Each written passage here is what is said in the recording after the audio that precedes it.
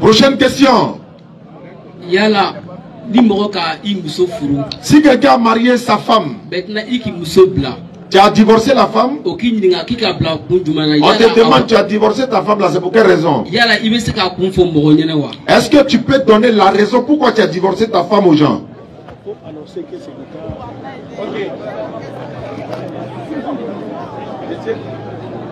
Allô? Je tiens à rappeler que c'est le frère voilà, qui passe, là pour ceux qui veulent faire les fils là, c'est le frère en rouge à qui vous devez faire, Inch'Allah. Pour répondre directement à la question, en fait ça c'est une question maintenant qui rentre dans le cadre de la jurisprudence. Maintenant, il y a ce qui est de, avant même de rentrer dans le cadre de la jurisprudence islamique, moi je vais parler sur le thème de la pudeur. Moi je vais parler déjà d'homme à homme, de pudeur et de réflexion. Parce que quand on te parle, il y a un cerveau qui est là aussi qui se met en marche. En tant qu'un homme digne de ce nom, qui a eu des intimités avec une personne, et qu'à la suite de ça, il y a eu divorce, je crois que les personnes habilitées à savoir les raisons du divorce sont les témoins du mariage. Je crois que celui qui n'est pas témoin, quand il vient demander, il devient un papato. Donc, pas de nouvelles à un papato, parce qu'il n'a pas été témoin de ton mariage. Lui, là, tu lui dis, ça, pourquoi en fait? Ça donne quoi?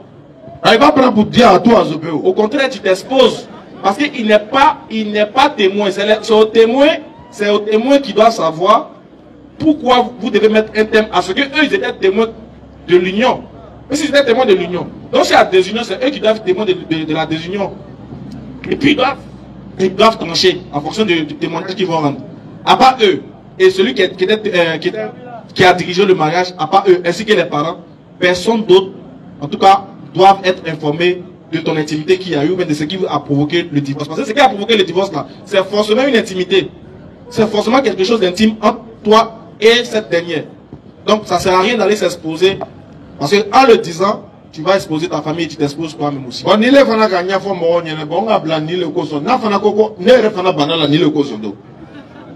Ah, c'est ça aussi. Avec ta photo, non, on n'est pas dans la tchète. Boy, Azo Bebek, alors qu'il est DJ. Non, c'est pas une raison, c'est pas bien. Aka frou ça, ben tu t'as là, ani mwombe foka frou. Non, non, non, koko même, il est gagné blâme. Non, non, non. Tara, naï benala, alhamdulillah. Un homme digne même, je dis bien, que oui. Un homme ou une femme même, qui va divulguer les raisons de son mariage à quelqu'un d'autre, c'est déshonorant elle-même. Ça prouve que c'est pas une bonne personne. Ça prouve que toi-même tu n'es pas une bonne personne. Ce qui veut dire que, étant dans le foyer, tu avais la capacité aussi de sortir pour aller dire ce qui se faisait en dehors des témoins. Donc si tu as la capacité de dire, oh, celle-là il est laissé parce qu'elle était comme ça, ou bien lui là il est laissé parce qu'il était comme ça, ça prouve que c'est toi-même qui es la mauvaise personne. Et ça, c'est des choses qui créent la fitna. Et malheur par qui la fitna passe pour entrer dans la communauté. Donc attention à ce que nous faisons. Nos relations sont intimes. Quand on veut qu'il y ait quelqu'un, Allah autorise des témoins. Il n'autorise pas le quartier. Sinon Allah pourrait dire, bon, venez, d'abord témoigner, on veut tout le coin, tout le quartier dans la guerre là. Et puis on demande qui s'oppose à ça. Est-ce que tu as vu ça en islam? Il n'y a pas ça. Donc on fait ça déjà combien il y a les gens qui s'opposent vrai même. Tu vas voir, le jour l'imam va se tromper pour dire, hey, bon, qui s'oppose à ce mariage? Il va lui laisser ce jour-là. Donc c'est une intimité entre deux personnes. Ils disent que ah on s'aime. Bon, comme on ne peut pas faire ça, on ne peut pas se cacher pour se marier là. Bon, nous on va prendre des témoins pour aller. Quand il prend des témoins pour aller, c'est qu'il ne s'est plus caché. Il dit ah voilà voilà ce qu'il veut. L'autre c'est là le seul envoie ses témoins. Et puis on gère ça. Quand c'est fini là. Le reste qu'on fait, les walimans, là, ça c'est pour enjailler la foule. Voilà, ça c'est pour enjailler la foule. Ça n'a rien à voir avec l'islam. Donc, à part ça là, quand vous rentrez entre quatre murs, ce qui se passe là-bas, là, c'est entre toi et ta femme. Et puis Allah, lui seul, il sait, dans la sourate de divorce, Allah il a dit ça. Lui seul, il sait ce qu'il est passé, puis il sait ce qui est mieux pour vous. Quand il accepte le divorce, quand vous êtes d'accord pour le divorce, et puis vous implorez la grâce d'Allah sur ça là, le reste, c'est Allah qui gère. C'est plus l'homme. Donc, bouche des gens, oreilles des gens n'ont pas besoin d'entendre ce qui s'est passé entre vous. Il faut garder ça pour toi, puis il faut partir ça dans ta tombe. Quand on donne la bonne compréhension. Amin. Prochaine question. Il veut tout dire au pardon, pas avoir pitié. Le modérateur, pardon. Ah, depuis là, on est là dit, venez poser question. Mais vous ne voulez pas poser. Ah, lui aussi, il veut poser question. Il veut poser question, vous ne voulez pas. On vous a dit que n'ayez pas peur, c'est question, c'est parler seulement. C'est qu'il y a dans ton cœur, tu poses, mais on a l'impression que vous avez peur, vous ne voulez pas poser les questions. Donc lui aussi, laissez-le mettre, il va se mettre à l'aise. Hein? Oh, nous, on sait que vous avez des questions à poser. Vous vous posez des questions, vous tous. Oustaz. Ouais. Allah ko dolo haramiani. Oui. Mais Dieu, il est là. il m'a traduit quoi? Comme bête et durata maintenant. Allah ko dolo haramiani. Il dit, l'Éternel Dieu dit, l'alcool est un péché. Voilà, maintenant, bana dobi est là. Alors que toi, tu as une maladie. Mais dolo ni kanga flake, yana ibi se kambiwa. Est-ce que... La question est bon là. Genre, tu es malade, mais est-ce que tu peux boire un peu pour guérir? Ouais, bien. Dolo, qui es-tu? Nina même Bambi. Ah, Dolo, qui es-tu? Bien, en tout cas, tu as posé une très bonne question. C'est vrai. Il y en a qui ont dit que quelle maladie là, ça est dans Gbelé, ils ont mis Gbelé dedans, Ils ont mis les herbes dedans, les racines, etc. Honnêtement, hein, vas-y frère. Honnêtement, maladie que pour te guérir, tu dois boire boisson là. Vraiment, c'est pas beaucoup. Est-ce qu'il y en a même? C'est quoi ça là? Maladie, faut boire boisson pour que ça arrive, pour que ça soigne. Vraiment, c'est bizarre. Mais on va dire une chose. On va dire une chose qui est claire.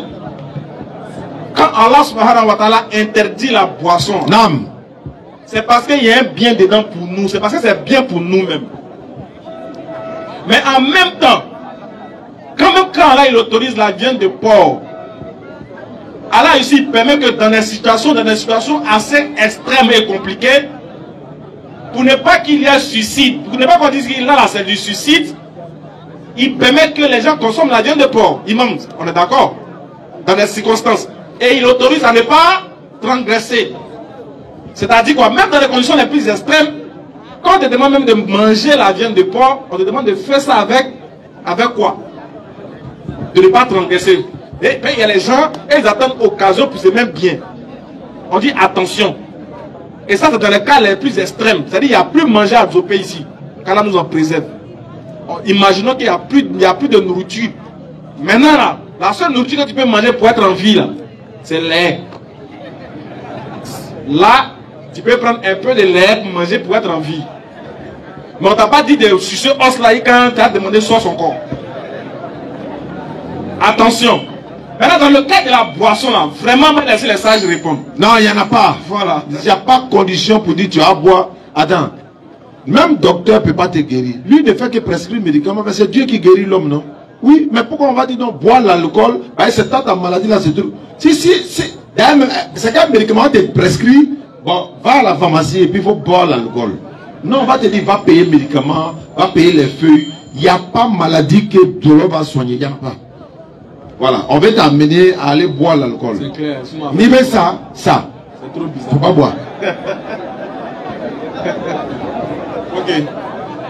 Quand tu bois coup de ça là, en même temps, ils sont métiers. Ah, c'est que tu as bu en même temps, tu es mort. Vas-y, frère. Ouais, merci au frère Almomi, parce que vraiment. Il a posé des très bonnes questions. Il a posé des questions. Almomi, merci. Non, j'appelle ici le frère Abdul Salam. Abdul Salam. Abdul Salam est demandé. Il y a un autre qui veut poser la question là-bas. Lui. On nous signale qu'il est presque l'heure. Donc venez rapidement, on va échanger. Tu veux poser des questions toi? Abdul Salam est où? Où il est? Tu veux poser des questions? Viens. Appelle-le, lui qui est dans le public. Ah, tu veux rester dans le public? Ok, il va t'envoyer le micro là-bas. Ok. Après Abdul Salam, on t'envoie le micro. Tiens.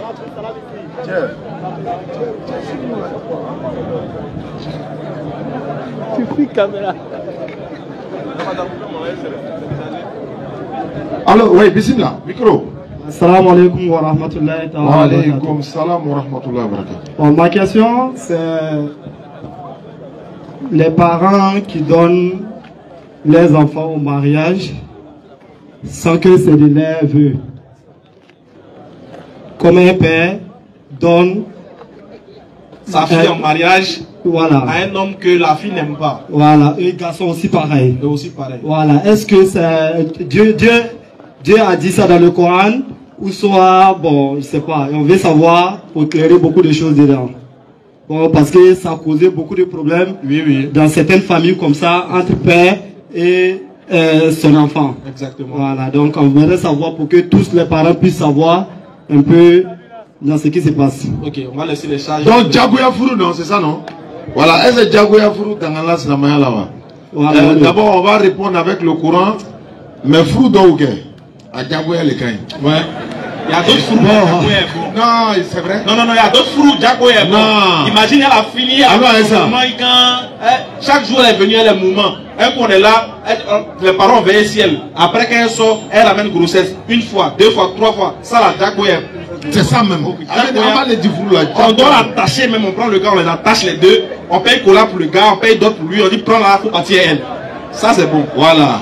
Sinon, il y a c'est pas pour cette carrière que moi je demande. Hein. Voilà. Non, si toutes les conditions sont réunies, on ne doit pas contraindre. Allah dit quoi? Surat 4, verset 19. Surat 4, 19. Oui. Oh les croyants. Oh les croyants. Il ne vous est pas licite. C'est pas licite pour vous d'hériter des femmes contre leur gré. Il ne vous est pas licite d'hériter des femmes contre les grés. Djagoyan, il ne faut pas faire ça. Pas, il faut qu'elle donne son consentement. Hein? Donc, comme on le dit, une femme, tu veux la marier, il faut passer par la voie normale. Aller voir ses parents. Et puis d'ailleurs, c'est pas l'homme qui se lève lui-même pour aller voir papa de la fille, il a marié ta fille. Ça, c'est une politesse.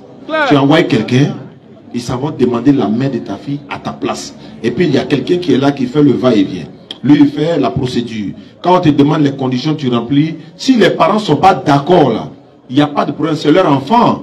Mais ils vont donner les raisons entre eux là-bas. C'est pas à toi, ils vont dire non, bon, on ne veut pas te donner notre fille parce que tu n'as pas l'argent et tout. Même si c'est la condition, ou bien c'est la raison, il y a les dire. Il ne veut pas te donner son enfant, il n'y a pas de problème. Il y en a aussi. Comme ils ne veulent pas donner leurs enfants là, avec pourquoi on va dama. Il y a ça aussi dedans. Non, c'est pas autorisé. Le mariage forcé n'est pas autorisé en C'est Islam. pas autorisé. Maintenant, voilà pourquoi il est important que vous sachiez que les parents souvent aussi, c'est pas parce que c'est pas forcé qu'ils n'ont pas les droits aussi, ils n'ont pas les mots à dire. Bien sûr. Oui, parce que c'est eux qui nous ont mis au monde. Ils ont aussi leur consentement à donner. Il se peut que eux, tu viennes leur présenter quelqu'un, que eux peut-être ils voient que la personne n'a pas une bonne moralité. Mais toi, comme tu es aveuglé par l'amour, tu dis c'est lui là, moi il veut. Alors que lui là, ton papa ou même ta maman s'assoit et le regarde, ils vont nous créer des problèmes. Vous voyez ça là? Ou bien les familles ceux-là, si on a fait, ils vont nous créer des problèmes. On ne sait jamais. Donc souvent aussi, il faut écouter la sagesse des parents. Parce qu'ils sont plus... En tout cas, ils ont vécu beaucoup de choses que nous. Bien sûr. Mais de là à dire qu'ils vont t'obliger à faire un choix sentimental dans lequel tu vas rester, on va dire a priori, tu dois rester jusqu'à la fin de tes jours, c'est quelque chose de très important. Donc en islam, on ne peut pas contraindre deux personnes qui ne s'aiment pas à vivre ensemble. Sauf dans les cas, je dis bien sauf dans les cas extrêmes. Sauf si peut-être il y a divergence dessus.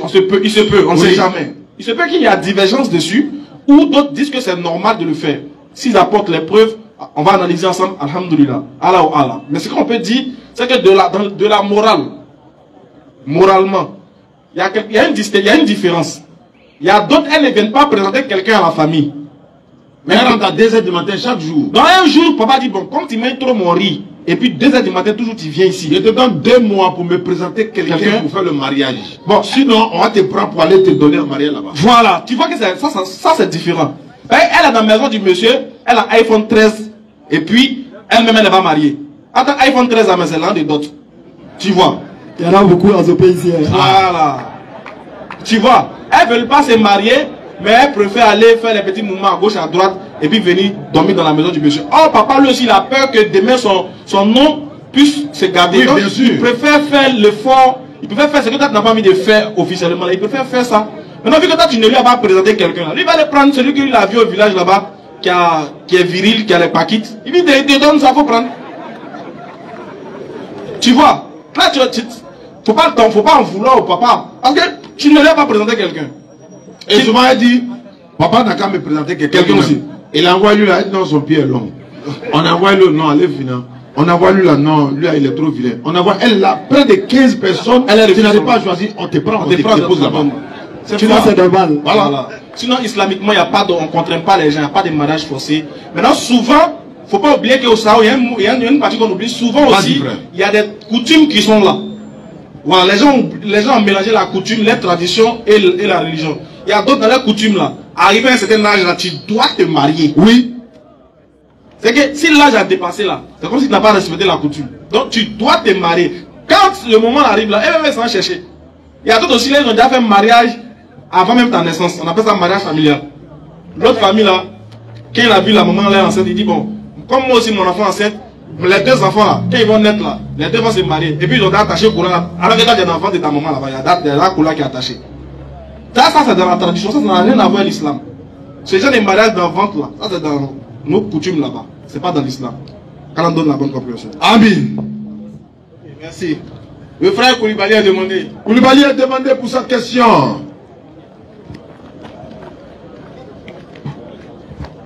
Oui, salam alaikum. Wa alaykum salam wa rahmatullah. J'avais déjà une préoccupation par rapport à la question qu'il a posée tout à l'heure. Oui.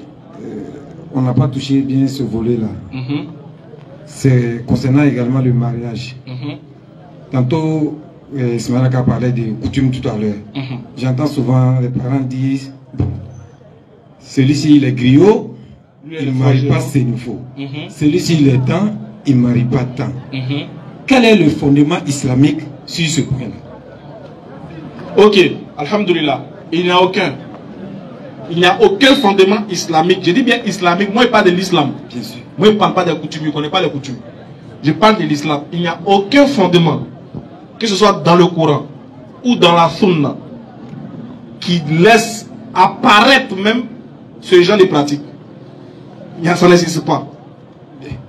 En islam, là, Allah dit dans le Coran qu'il nous a créé d'un homme et d'une femme et qu'il a fait de nous des tribus et des nations pour que nous nous entreconnaissions. Le meilleur d'entre nous, c'est celui qui craint Allah le plus. Point barre. Sur base de ce verset-là, on ne peut pas traiter un groupe inférieur à un autre groupe et pour autant interdire une telle union entre ces personnes. Ça, c'est de la coutume, c'est de la tradition. Islamiquement parlant, là, un arabe peut marier un noir peut marier un arabe, un chinois peut marier un arabe peut marier un chinois, tant que ça se fait sur base de l'islam. La ilaha illallah, Muhammad Rasulullah. Au nom de ce la ilaha illallah, là, toutes sortes de mariages peuvent être célébrés. Pourquoi? Parce que celui qui dit la ilaha illallah est le frère de celui qui dit la ilaha illallah. Du moment où on est frères, on est ensemble de la même communauté et qu'on a, on va dire, on a la même veine, on a la même gène, on a le même sang en nous, qui est la ilaha illallah, qui transcende même les, on va dire, les liens de parenté là. Cette chose-là nous condamne à nous marier, peu importe la personne, sauf s'il n'y a pas de sentiment. Ou, sauf si peut-être, on va dire qu'il y a des conflits entre ces deux familles-là. Là, on peut aller à l'union des deux familles, de par ce mariage-là même d'ailleurs. De par ce mariage, on peut passer, même quand les deux familles sont en parlable, je dis, mais même quand les deux sont en parlable, l'union là peut être le moyen de rapprochement de ces familles. Donc, il n'y a aucune preuve, il n'y a aucun verset du Coran qui dit qu'un Guinéen va marier un Ivoirien. C'est pas possible. Je n'ai pas encore vu. Sauf si on m'apporte la preuve et puis je vais me rallier. Voilà. Ciao, bismillah. Oui, c'est clair, il n'y a rien à ajouter, c'est clair. Voilà un peu, Inch'Allah. Prochaine question. Comme je disais, j'ai quelques préoccupations, s'il vous plaît. J'ai échangé avec un pasteur et tout à l'heure, par rapport à l'air, comme Ismaël Aka disait tout à l'heure, il disait que les passages qui interdisent le lait, c'était dans l'Ancien Testament, c'est-à-dire dans Lévitique 7, 11, mais c'est pas 11, oui. Et puis, quand il a dit cela, moi je lui ai dit qu'il y a un autre passage qui se trouvait dans Deutéronome. Et je lui ai présenté le passage, mais il disait que c'est l'Ancien Testament qui disait comme cela. Bon, moi je lui ai demandé ce jour de me montrer un verset dans le Nouveau Testament, vu que moi je ne suis pas un connaisseur de la Bible en tant que tel, de me trouver un verset dans le Nouveau Testament. D'abord je lui ai posé la question, mais est-ce que le Dieu du Nouveau Testament est différent du Dieu de l'Ancien Testament? Il n'a pas donné de réponse.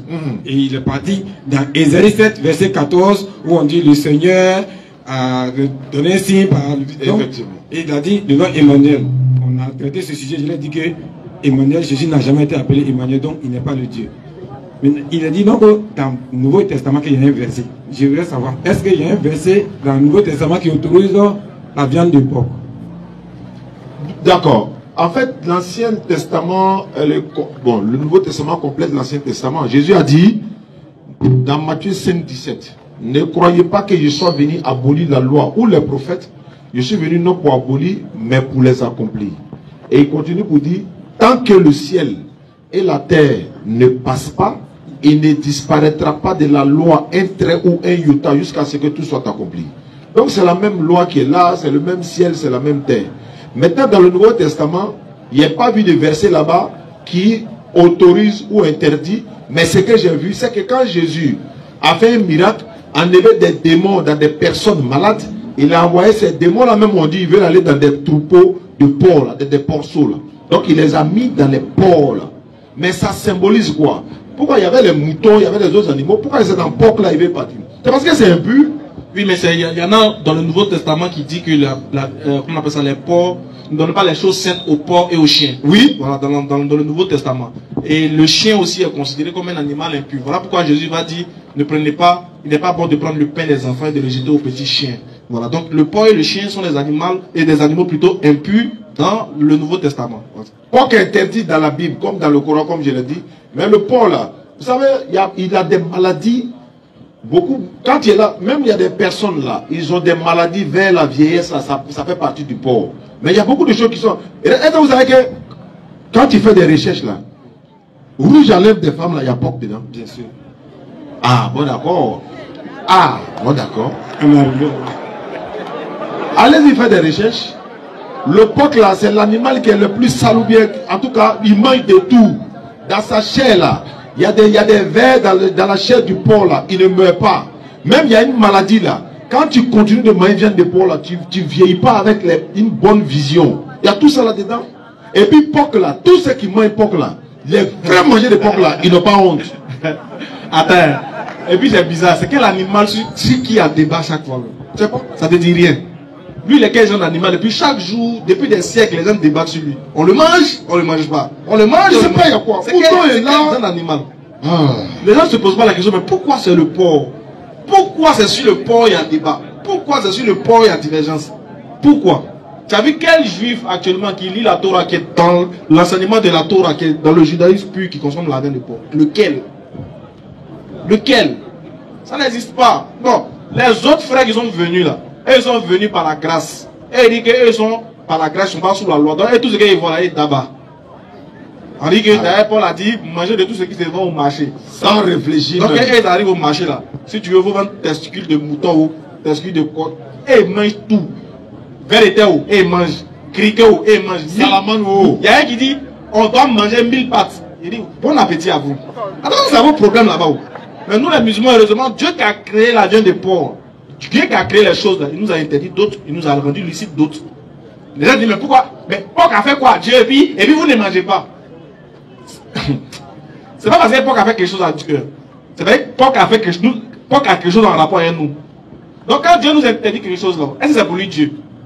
Les gens là-dessus, souvent ils ne réfléchissent pas. Quand Dieu nous interdit quelque chose là, c'est pour lui ou bien c'est pour nous? C'est pour nous. C'est pour notre bien. Bon, quand Dieu nous interdit l'alcool là, est-ce que lui va boire un jour? Jamais. C'est parce que nous quand on boit là, qu'est-ce qu'on fait sur tes yeux quand on boit l'alcool? 1er janvier, 31 décembre, on sait ce qui se passe.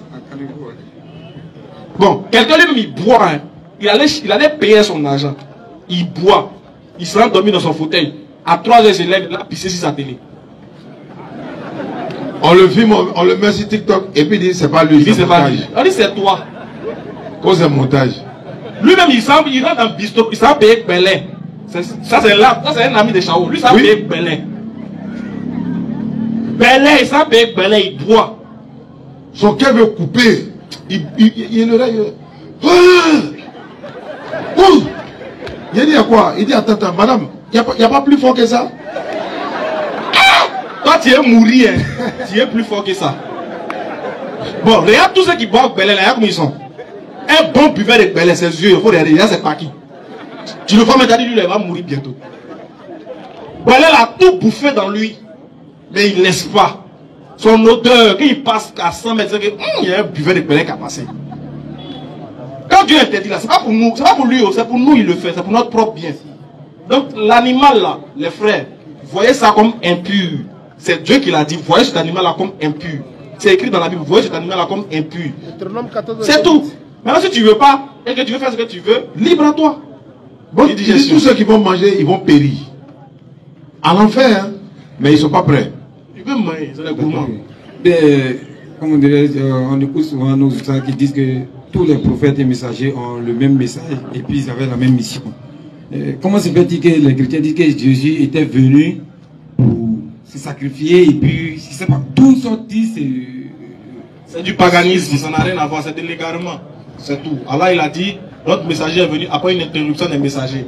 Pendant cette interruption des messagers là, c'est là qu'il y a apparu cet égarement du fait que Dieu est venu sous forme humaine mourir à la croix pour nos péchés et que son sang a coulé et que si on croit en sang, on sera sauvé. Ça c'est du paganisme, ça n'a rien à voir, c'est de l'égarement. Voilà pourquoi le prophète Muhammad alayhi salatu wa salam, il revient, il est venu plutôt pour enseigner ceci, pour guider les gens, pour les faire sortir des ténèbres à la lumière par sa grâce. Tout messager qui est venu a annoncé le même message que l'autre. Mais c'est les gens après qui ont perverti le message des messagers. Ce que les prophètes n'ont pas dit là, eux-mêmes ils ont perverti ça à leur guise. Ils ont traduit ça à leur guise, ils ont mis ça à leur guise. Qu'Allah nous guide et qu'Allah nous donne la bonne compréhension. Amin. Allons-y, on continue. Voilà, j'appelle ici, je ne sais pas si c'est son nom, AMCD. C'est pas grave, si c'est ce qu'ils ont écrit, on va l'appeler. AMCD. Après ça, AMCD n'est pas là. Il vient pour sa question. Ok. D'accord, le frère Koné, tu veux venir? Inscrivez-vous pour des questions. Koné n'est pas là? Oh, ok. Venez. Ah, Koné, ok.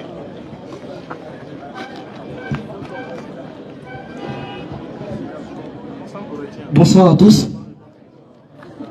Bonsoir. Salam alaikum. Wa alaikum salam. Merci Oustaz Aka ainsi que Oustaz Diani. Merci pour tout. Qu'Allah subhanahu wa ta'ala vous bénisse. Amin. Et qu'il met la baraka dans tout ce que vous entreprenez. Amin. Vraiment merci beaucoup à vous. Moi ma question, j'aimerais savoir, actuellement il y a des chrétiens qui sous-entendent, qui disent que Jésus est mort pour effacer nos péchés. Donc j'aimerais avoir plus d'informations à ce sujet. Et en plus de cela, ma deuxième question, j'aimerais savoir,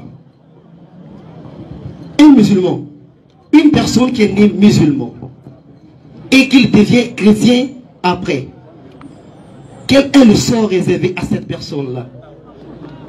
Et ma troisième question, j'aimerais savoir, Oustaz Aka ainsi que Oustaz Diané, un musulman qui désobéit à ses parents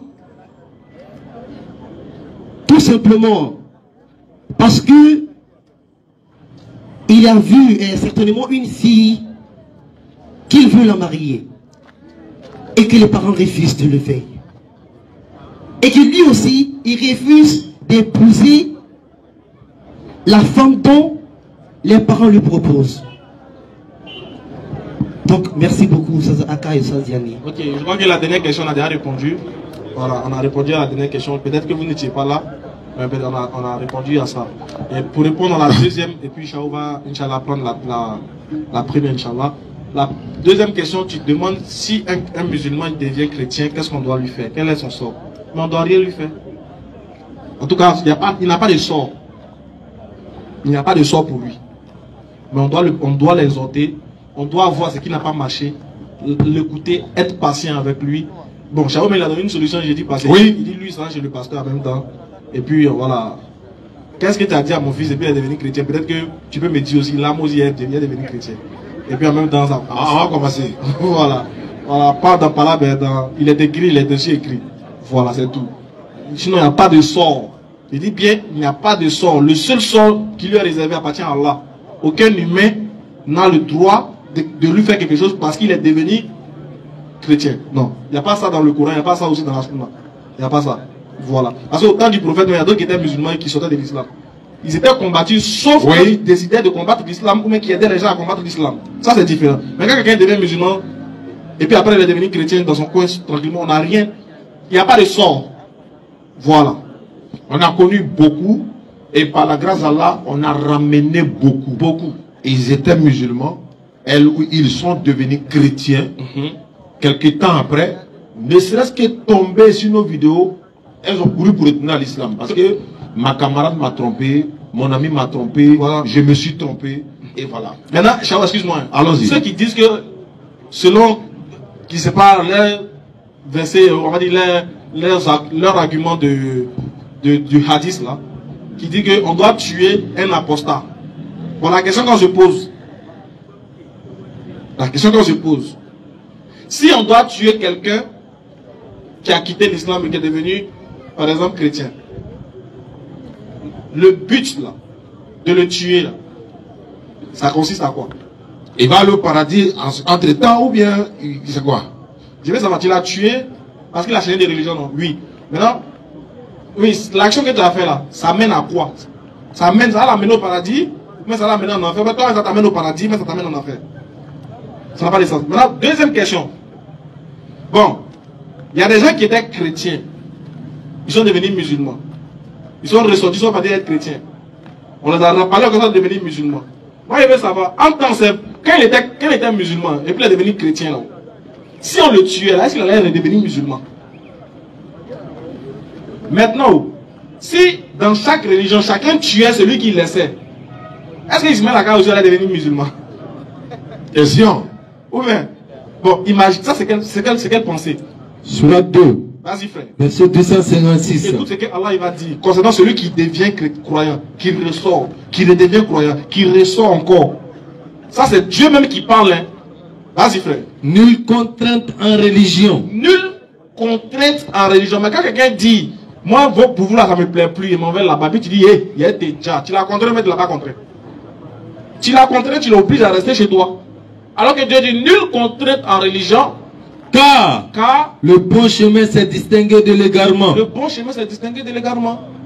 Donc, quiconque me croit aux rebelles tandis qu'il croit en Allah, oui, saisit lance la plus solide. C'est tout, on dit celui qui a décidé de croire en Allah, lui il a saisi la lance la plus solide. Et Allah est audient et omniscient. C'est tout. Nulle contrainte en religion. On ne force pas les gens à devenir musulmans.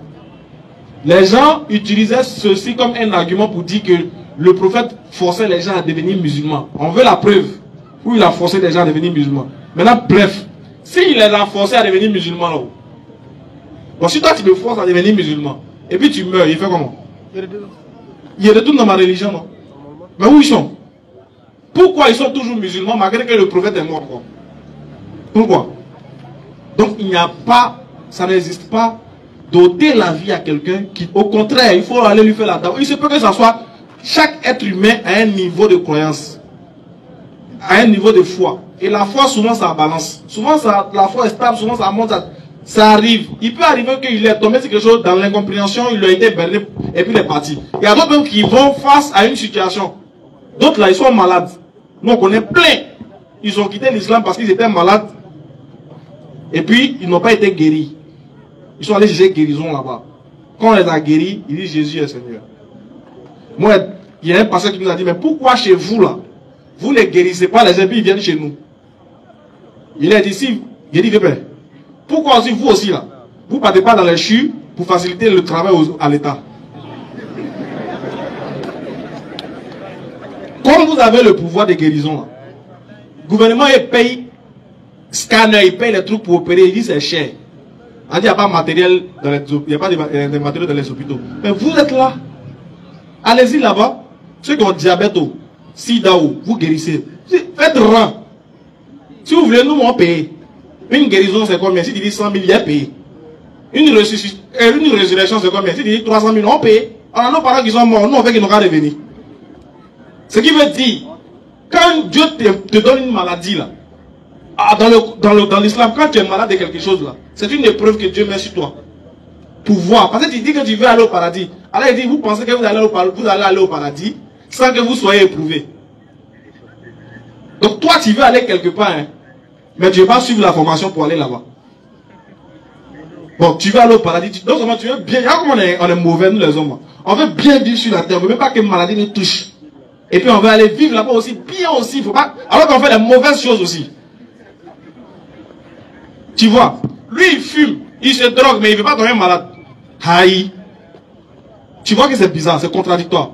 Donc, la maladie là, non seulement c'est Dieu qui guérit. Il faut réunir 1000 imams sur un corps, ou bien sur quelqu'un qui est malade. Ils n'ont qu'à faire tous les doigts qu'ils veulent. Ils n'ont qu'à réciter tout le Coran qu'ils veulent. Si Allah dit il ne va pas guérir, il ne va pas guérir.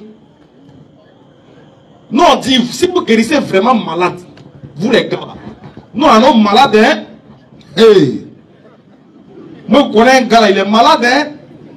Viens vous l'amener. C'est pas vous qui allez choisir malade, hein. C'est moi qui ai choisi mon malade. Et souvent, quand on va choisir mon malade, il y a un gars qui nous a fait ça à Boaké. On dit, viens, on fait débat. Et il dit non, lui. Il dit non, vous, les petits là-bas, il débat avec vous. C'est un miracle. Moi, si, d'abord, je vous donne rendez-vous. À l'hôpital. Demain, à l'hôpital de Boaké. À 9h. 9h, je vous vois là-bas. Si vous n'êtes pas venu, c'est que l'islam est dans le faux. Moi, puis, Chao, il dit, bon, voilà. Il dit, allons, là, on voit ce qu'il va faire. Chao dit, petit, allons. Nous, là, on croit en Allah. Même si on fait pas, on n'est pas des gens des miraculeux, on n'est pas des miraculeux. Mais allons, on voit ces miracles qu'il va faire là. Nous, on voit de nos yeux. 8h, nous, on est déjà devant l'hôpital. On appelle pasteur. Allô? Pasteur, on est là. Hein. Qu'est-ce que ça, il vient pas? Il dit, commencez à guérir, moi, il vient. Nous, c'est ton miracle. C'est pas on attend. Sinon, on guérit, quand tu as venu vers Congo, on déjà guéri. On dit, viens, tu as guéri devant nous. Et puis, nous, on choisit ceux que tu as prié sur eux. Oui. Peut-être tu as appelé les gens là-bas pour leur dire, demain, il vient, hein, préparez-vous. Non. Nous, on choisit ceux que tu as prié sur eux. Et puis, tu as guéri devant nous. Faut venir. De 9h jusqu'à 14h, parce que là, ne vient pas. On dit, ah bon? Imaginez qu'on n'était pas là. S'il était venu avant nous, aïe. Il allait placer tous les... Il a déjà guéri un moment, chap, là-bas, puis voilà, il est guéri. On dit, non, on est venu à 8h, vite. Viens guérir devant nous. Donc ça veut dire que ce n'est pas eux qui guérissent. Même quand tu vas chez le féticheur là-haut, il te propose un médicament, quand tu bois, tu ne guéris pas. Est-ce que ça veut dire que le féticheur est dans la vérité? Donc la guérison n'est pas signe de vérité. Et puis en plus la guérison, quand on ouvre tes yeux là, tu étais aveugle, ils ont ouvert tes yeux, tu vois là-haut. Est-ce que ça veut dire que tu es allé au paradis? Ça n'a rien à voir. Au contraire, c'est là maintenant tu vois clair, tu peux bien voler maintenant. Avant tu ne voyais pas clair. Et en fait, miracle, hein, tout le monde tombe, mais le caméraman lui tombe pas. Tu n'as pas remarqué ça? Je ne comprends pas. Lui aussi doit tomber. Et puis, bizarrement dans le miracle, il y a les gens qui attrapent ceux qui tombent. Et ils sont spécialisés. On appelle les soldats. Quand on pousse la tête, quand tu tombes, il y a quelqu'un qui doit t'attraper. Mais laisse-le. Pourquoi tu peux l'attraper? Lui qui l'a fait tomber là ne peut pas s'occuper de ça. Il y a quelque chose qui va pas. Lui qui attrape les gens qui tombent là, tu l'as déjà vu tomber. Lui il tombe jamais. Et ils guérissent, mais les enfants tombent. Tu as déjà vu le fils du pasteur qui était guéri devant vous? Il ne peut pas prêcher son fils devant vous. Sinon les plus possédés même là, c'est eux.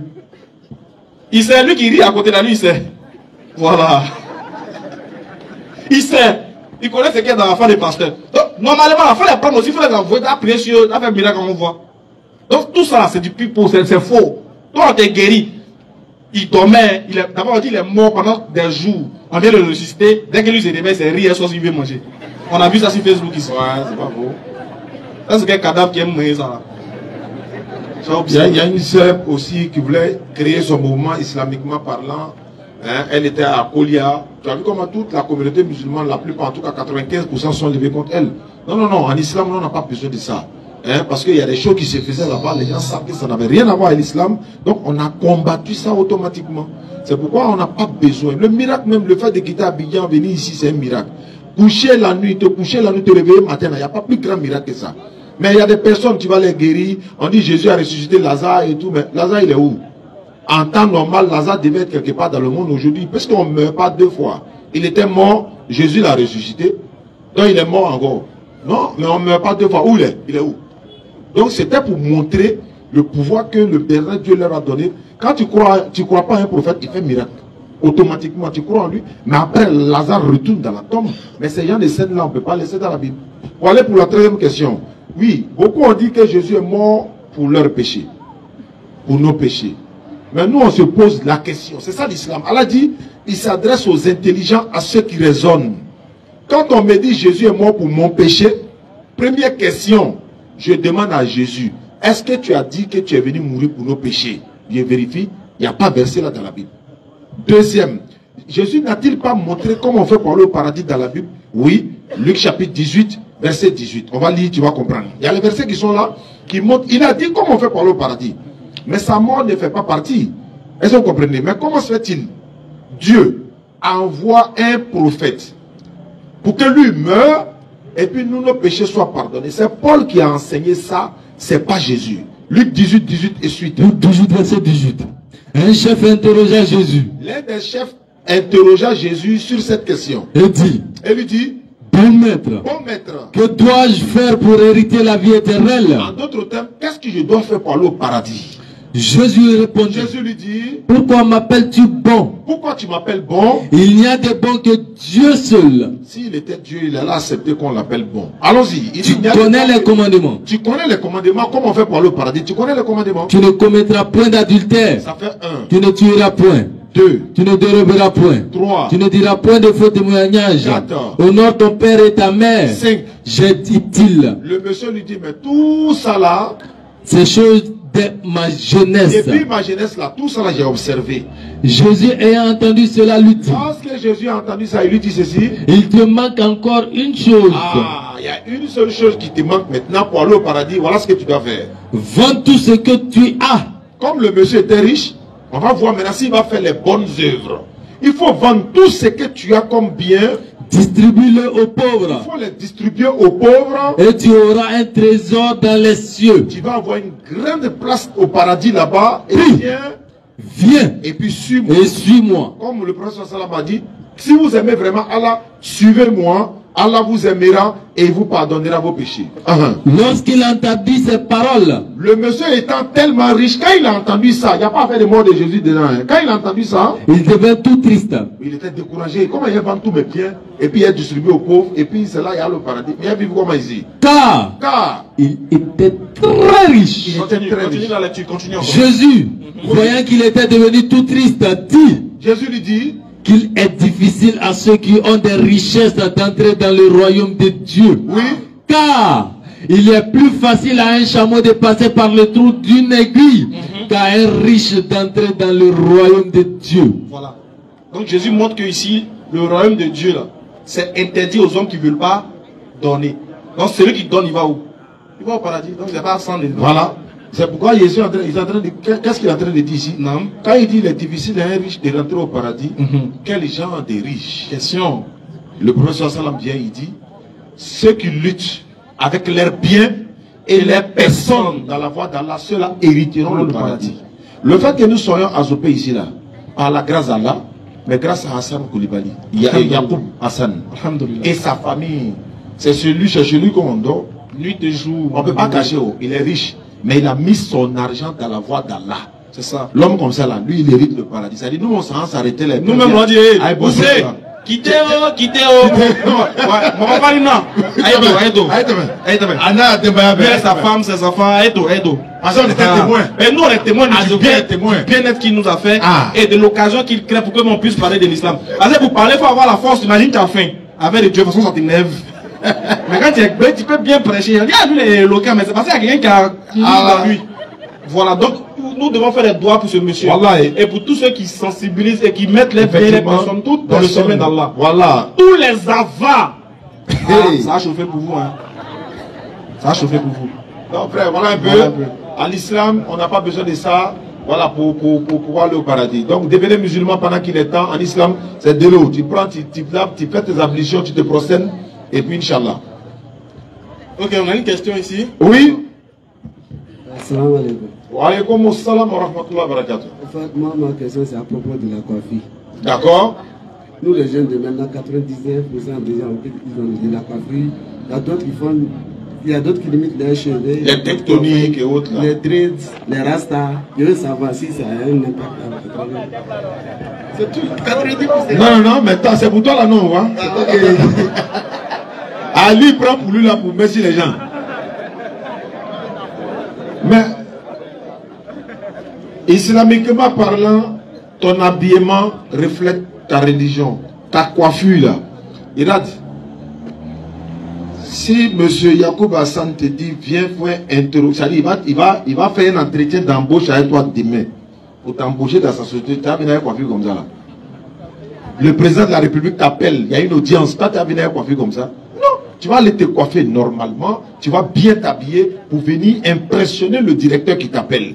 Mais comme on n'a plus peur de Dieu là, même dans la mosquée vous rentrez avec ça, mais tu n'as pas besoin, mais toi-même tu donnes l'exemple déjà, va bien coiffer ta tête, ça fait quoi? Parce que ça montre déjà que, même il y en a qui marchent là, les caleçons sont dehors, tout ça, mais c'est même, c'est quitter où? Il y a beaucoup de choses à faire. Donc, vous êtes en train de vous-même vous mettre dans une situation qui n'a rien à voir avec l'islam. L'islam, les dreadlocks là, c'est-à-dire, comme tu as dit, Rasta là, c'est autorisé en islam. Il n'y a pas de problème. Ce sont ses cheveux naturels.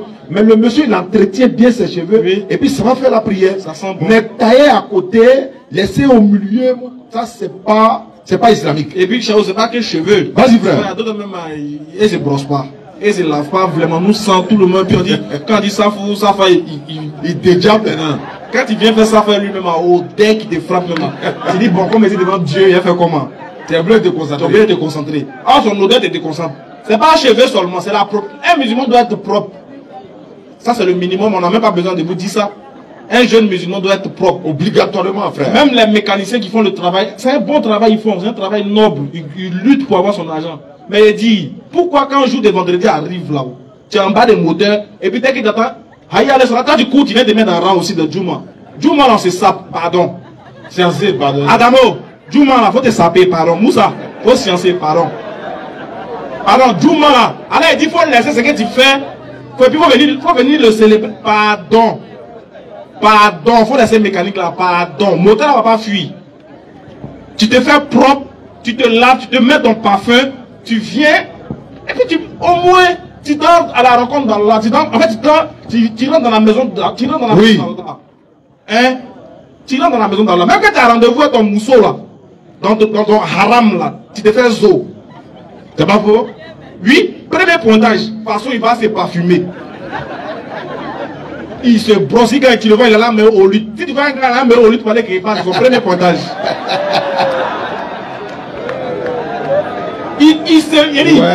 Tellement il veut impressionner là. Tu le vois. Ah, t'as dit non, c'est pas moi qui est mécanicien. Il est zo, quoi. Ben quoi, il va aller impressionner la fille. Mais on te dit, Allah, le rendez-vous, c'est vendredi. Normalement, tu dois organiser ton programme. Jusqu'à quand vendredi arrive là, au moins là. Faut faire un effort. Quand même, tu es dans la mosquée et puis il y a huile de moteur sur toi. C'est un bon travail, c'est ce que tu fais là. Ouais. Mais pardon, faut sciencer. Faut laisser ton travail pendant, c'est même pas long. Pendant quelques heures seulement, 1 heure seulement. Midi 30, 13 heures. Il faut laisser ça là au moins. Bon, il y a d'autres aussi, c'est pas Juma. Hein. Eh bien, ils n'aiment pas se laver même. Il y a d'autres aussi, c'est les tueurs de cabines, ils n'aiment pas se laver. Il y a son femme aussi qui ne se lave pas aussi. Oui. Les gars, Haïtiens, c'est pardonné. Les gens nous regardent. Ils disent que l'islam, vous êtes sale. Parce que devant votre porte, il y a l'eau seulement tous les jours. Tout est vert chez vous. Ils disent ça. Ils utilisent ça pour insulter l'islam. Ah, mais ça n'a rien à voir. C'est vrai qu'il n'est pas propre. Soyons propres. Soyons des modèles. Donc, même quand tu te coiffes, il faut bien te coiffer. Il faut bien limiter des choses. Il faut faire ça propre. En tout cas, si tu veux te rendre beau, rends-toi beau comme tu veux. Mais de la bonne manière. Ton habit là, ça doit sentir une bonne odeur. Toi-même, quand on te regarde là, on sait que oui, tu es présentable au moins. Au moins, même si tu n'as pas l'argent, au moins, tu es présentable. D'autres là, ils disent que c'est quand j'aurai l'argent, il serait propre. C'est que toi, tu vas mourir ici. Tu ne sais pas quand tu auras l'argent. C'est que toi, tu vas nous tuer avant notre date. Pardon, soyons propres. Brossons-nous, lavons-nous. Et puis, voilà, sentons bon. Au nom de l'islam. Alhamdoulilah. Parce que Allah, il aime la propreté. Et le prophète Mohammed était un exemple de propreté pour nous. Claire. Merci beaucoup. Bon, on va aller saluer les imams. On va donner la possibilité au monsieur de, voilà, pour sa photo. Nourdine. Voilà. On va aller saluer les imams et puis on va venir pour la locution et puis Inch'Allah.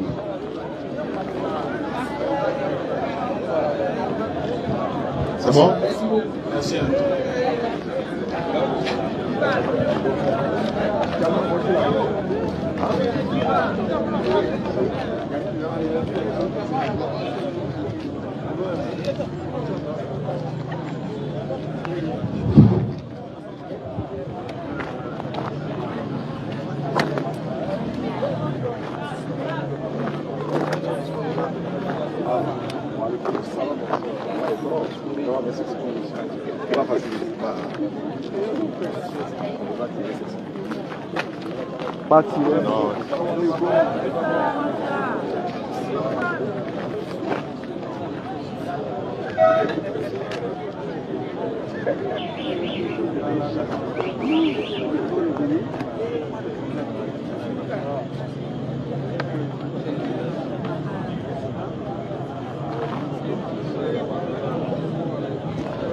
Ok.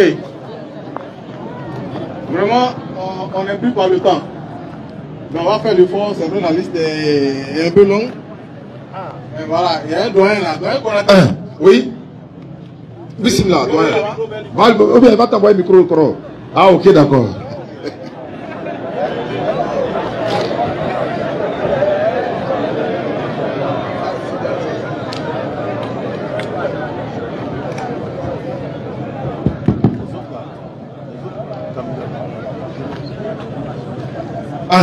Alhamdulillah Rabbil Alamin. Je vais d'abord remercier le bon Dieu pour la grâce qu'il vient de faire à moi qu'on a été à Zoupé ici. Et par ricochet, tous les autres musulmans qui viennent de vous connaître. Parce que c'est à travers les réseaux sociaux, surtout WhatsApp, que je vous voyais dans les débats. Et j'ai dit, ah, si vieux se pouvait. Aujourd'hui, mon âge ne me permet pas de faire comme vous. Mais je suis fier de vous pour la lutte que vous menez tous les jours. Qu'Allah vous donne la force nécessaire. Qu'Allah vous donne la force nécessaire d'aller plus loin. C'est ce que les Djoula disent. À l'instar du grand maître, Cheikh Abdul Majid, Allah Barakadou Allah. Amen. Que Dieu vous fortifie. Amen. Que vous devenez plus que lui. Parce que lui-même, c'est son souhait le plus absolu. Wallahi. Et Kamawa. Wallahi. Parce que ni loin que il peut aller dans le feu bois du Goumami Kaboni. Amen. Je ne serai pas trop long. Parce que je suis très curieux. J'aime beaucoup les débats. Mais dans la vie, nos imams nous disent en matière d'islam là, pour faire les débats, il faut faire très attention. Parce que là où ta connaissance n'arrive pas là, si tu vas là-bas, il va mourir l'affaire. Amen. Vous avez compris? Oui. Donc souvent, on a des groupes de débats, on touche tout à la fois, mais quand ça chauffe là, non, c'était parce qu'on ne connaît pas beaucoup. C'est comme la fois derrière, on faisait un débat. Je vais le dire en français, parce que quand on a été parlé, pas qu'à fota. Bon, ils sont tous là, je voudrais savoir, dans la vie du prophète Mohammed sallallahu alayhi wa sallam, est-ce qu'il a une fois adoré les fétiches? Jamais. Avant de répondre, ma foi du rakana. Nga yinga leke. Ne konate kuma kantede. Ambelon ne nyina. Ame yinga leke. Parce que enfant ba fait ka salama jeme an nan tse guta nyoke. Ngome na yinga leke ala kala ne man ki shibama. Est-ce qu'à la diana tkala akajo bato shekelin pewa? Abada. Ah bon. Alhamdulillah Rabbil Alamin. Amadjo bato shekelin. Alhamdulillah Rabbil Alamin. Comme vous aviez dit ici que vous avez des représentants, moi je ne le savais pas. Je vais m'accrocher à cela. C'est-à-dire, on va discuter. Bon, vous allez venir nous partager ici. Là, ça sera musulman contre musulman. D'accord. Et quand même, ma deuxième question, on avait la chance en son temps d'aller à la prison civile. J'ai accompagné des érudits là-bas. On allait prêcher. En tout cas, moi, j'allais donner des conseils aux prisonniers. Voilà, il y en a qui se convertissaient à l'islam. Mais on a vu aujourd'hui, il y a certains milieux là. Si tu deviens musulman et tu es rejeté par la famille. Tu es rejeté par la famille. Ça dit, avec tout tour là, jusqu'à il revient à la case départ. C'est le cas de dire aux musulmans ici, Naka Tubidjan, Ayaka Alakosa Hinala. Salamara, c'est là, il les cas quoi. Est-ce que tu vois? On a fait beaucoup là-bas, mais aujourd'hui, quand on regarde, à quel moment il y a plein qui sont retournés. Nous, on n'a pas les moyens. C'est notre bouche là qu'on a. Ah, bouche aussi ne peut pas remplir ventre de quelqu'un. Donc, c'est ça le problème. N'a qu'à me commis tu là, Anya Alakoso, Anya Barayera là, Anya Hinao là. Oui. Et quand même, ça c'est ma deuxième préoccupation. Bon, la troisième préoccupation, il y en a qu'on a converti là-bas, mais il y en a qui nous ont dit, quand tu viens dans mon groupe là, ton côté partenaire, mine ou sera quoi? Il y a 140 personnes là, à la bonne choisi Kata à Guinée. Côté paternel. Côté maternel aussi, 140 personnes à la Bolou Tchekata Argenekon. Mais c'est que moi je ne comprends pas. C'est moi qui fais faire toi. Moi-même je ne choisis pas, c'est Allah qui choisit. C'est Allah qui connaît tout ça là. Il n'y a pas de problème. Ou bien peut-être que c'est des deux côtés que ça fait 140. Parce que ça m'échappe un peu. Et quand même 140. Bon, j'arrive, hein. Parce que vous avez dit tout à l'heure là. Que quelqu'un, bon, un converti, ses prières, ses srakas ne peut pas atteindre son... En fait, ses parents qui n'étaient pas des musulmans, à ma voix. Donc, à mon âge, là, je suis devenu menteur. Parce que moi, je les ai dit, si tu viens là, c'est comme ça. Est-ce que tu vois? Est-ce que tu es converti? Oui, ils disent par exemple, non, tu es déjà converti, c'est des groupes, c'est des sectes. En islam, il y a il y a ces trucs-là. Oui, ceux qui ils disent quoi? Si tu te convertis. Si tu viens dans mon groupe là. Ah, dans le groupe. Tu viens dans mon groupe là. Moi, mon groupe de prière là, moi, Tarika là, tu viens là-bas. Côté paternel là. 140 personnes. Ou bien, je sais pas. Oui, oui. Côté maternel. Ou bien, c'est les deux associés qui font 140 parce que ça peut m'échapper. Exactement. Bon, dans le cas d'un chrétien par exemple, un chrétien qui était dans le terrain prière, tu as fait sortir là, devenu musulman. Toi, tu ne veux pas qu'il sorte là. Tu lui dis, voilà, si je t'amène vers ce groupe-là, si un autre vient lui dire que, ah bon, tes prières, là, bon, c'est pour toi, mais bon, ça devient un peu compliqué. Exactement. Je voudrais vraiment que vous nous éclairez un peu dans ça. Parce qu'on n'a pas votre talent. On veut vous aider, on veut vous imiter, mais il ne faudra pas qu'on fasse trop de qu'on soit ridicule. Exactement. Assalamu alaikum wa rahmatullahi wa barakatuh. Je crois que le verset que Oustaz a donné de la sourate 4 est plus explicite. Je crois que sourate 9. Voilà, sourate 9 plutôt, est très explicite. Le paradis d'un individu concerne les actions de cet individu-là. Et je crois que c'est chacun qui va aller rendre compte de ses actions. Quand quelqu'un commet une action et que de par cette action-là, il doit avoir des bénéficiants, je crois que celui qui est apte à pouvoir le déclarer, c'est Allah et son messager. C'est-à-dire que quoi, si moi je fais le bien et que 140 personnes de ma famille vont bénéficier de ça alors qu'ils ne se sont pas convertis, je crois que c'est Allah subhanahu wa ta'ala et le messager qui devrait dire ça. Mais nulle part on a vu le messager d'Allah dire que de par l'action d'une personne, il y a 5, bon, je n'ai pas dit nulle part, mais je n'ai pas encore vu. Voilà, je l'ai dit parce que ce que tu n'as pas encore vu, il ne faut pas dire que ça n'existe pas. Je n'ai pas encore vu le messager d'Allah dire que l'action d'une personne amène 140 autres personnes à l'islam. Et plutôt au paradis. Je n'ai pas encore vu ça. Mais ce que je sais, c'est que pour des personnes qui sont nées musulmanes, ou bien pour des personnes qui sont mortes musulmanes, mais avant de mourir, ils ont posé des actions sur terre. Ces actions-là peuvent témoigner pour eux au jour de la résurrection, même étant dans la tombe. Par exemple, construire une mosquée. Par exemple, construire un puits. Chaque fois que les gens rentrent, ou bien les gens utilisent cette chose-là, toi, étant dans ta tombe, tu bénéficies de la chose. Et ces enfants de cette personne-là peuvent faire des doigts pour la personne, peuvent faire des prières pour la personne, pour soulager cette personne dans sa tombe. Ça, je sais. Mais de dire que moi, mon action, vont sauver d'office 140 personnes qui n'ont même pas encore mené de bonnes actions.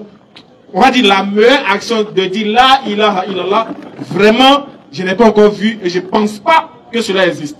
Clair. Voilà, sauf si on nous montre les preuves, Inch'Allah, on va adhérer vers le reste, on va dire alors Allah. Parce que Ibrahim alayhi salam, Allah a régné, disons, il a refusé même qu'Ibrahim fait des doigts pour son propre papa. Or, Ibrahim, c'est l'ami d'Allah. Donc, il refuse pour son ami. Maintenant, supposons que nos ancêtres là, nos arrière-parents ou bien 140 personnes de ma famille sont morts dans l'idolâtrie, par exemple. Alors qu'Allah dit dans le Coran, certes, Allah ne pardonne pas à celui qui lui associe d'autres divinités. Donc il dit ne pardonne pas. Dans le même Coran, Allah dit, nul pécheur ne portera le fardeau d'autrui. Même si une âme est surchargée de fardeau là, aucune de sa charge ne sera portée par une autre personne, même si c'est un proche parent. Donc je pense que parce que voilà, tu n'entres pas dedans, mais on ne sait pas si c'est que le Coran a dit, chacun meurt pour son propre péché. Voilà, voilà. Merci beaucoup le Dieu. Inch'Allah, on ne va pas terminer sans saluer notre tuteur, Inch'Allah, Monsieur Hassan Yacoub, vous le connaissez ici à Azopé, ça fait la deuxième fois que nous sommes venus. Mais lui, il nous a certes invités pour venir. Mais quand on vient, il y a des personnes, je peux parler de sa famille, ses épouses, ils nous nourrissent matin, midi et soir. Nous sommes venus à 10 personnes. Imaginez un peu une personne qui prend de son argent, prend une équipe de 10 personnes, les nourrit pendant 3 jours, matin, midi et soir. tout est mis à notre disposition pour la cause d'Allah. On se demande, mais il investit là. Maintenant, en retour, il gagne quoi? Parce que quand on investit là, c'est pour récolter quelque chose. Exactement. Donc, moi, il y a gaspillé mon argent comme ça là-bas. Ils sont partis, oui. Maintenant, bon, je gagne quoi? Non. Le musulman qui investit dans la voie d'Allah, c'est pas à ça qu'il pense. Donc, il fait pour demain. Et que ces bénédictions-là, les retombées aussi soient sur ses enfants et sur sa descendance également. Parce que moi, je te connais là, ni te connais là, c'est pas bon. Islamiquement parlant, ni moi, quand il va faire quoi faire, il fera pas faire pendant qu'il est encore vivant. Exactement. Donc, on lui dit merci. Merci beaucoup. Qu'Allah lui donne longue vie et la santé. Qu'Allah le protège, lui et toute sa famille et ses épouses. Vraiment, nous serons très heureux de revenir à chaque fois que le besoin se sentira. Vraiment, on demande à toute la communauté d'Azopé de faire des doigts pour ce monsieur-là. Parce que, à part nous, il fait des choses même que nous, on ne sait pas, mais on entend. Hein, le fait de faire partie des gens au pèlerinage et tout ça, on ne peut pas en parler. Mais, tout ce qu'on peut faire, c'est des doigts. Doigts, on avec un lomina, à te jabi au lona. Les doigts, tu peux faire des doigts aujourd'hui. Allah peut faire ça, ça va être exaucé dans une situation même que tu ne t'attendais pas à ça. Tu te demandes, mais comment j'ai fait pour m'en sortir dans cette situation? Mais c'est là que tu as posé pour la cause d'Allah. Les gens sont venus écouter le message d'Allah, ses bénédictions et ses grâces-là. Voilà le résultat qui est là. Amin. On tenait aussi à compléter ceux qui sont autour de lui aussi, les membres de la d'Adzopé, pour leur remercier pour leurs différents efforts qu'ils ont fournis pour qu'on soit là, pour que la chose soit effective. Alhamdulillah, qu'Allah vous en récompense aussi, qu'il vous en donne les mérites et que Allah fasse que nous tous on se retrouve dans le Jannat al-Firdaus. Voilà le numéro de la DDR Adzopé pour ceux qui veulent adhérer, les femmes comme les hommes, y compris les femmes. Les femmes, elles vont s'occuper des femmes converties de la DDR. Les hommes également, vous pouvez venir rejoindre le bureau pour adhérer au groupe, Inch'Allah. Et de temps en temps, on va revenir, Inch'Allah. Vous prenez le numéro, c'est le 05 06 92 34 92. Je reprends. 05 06 92 34 92. Deuxième numéro, 07 79 71 98 31. C'était la DDR Adzopé. On va se donner rendez-vous, Inch'Allah. On va aussi remercier il y a une délégation de Yakassé qui est... Oui, la délégation DDR Yakassé à Tobrou sont venus nous soutenir. On va leur dire merci pour tout ce qu'ils ont fait pour la communauté musulmane. On va se donner rendez-vous une prochaine fois. On va lever l'index. Ashhadu an la ilaha illallah wa ashhadu anna Muhammadan Rasulullah.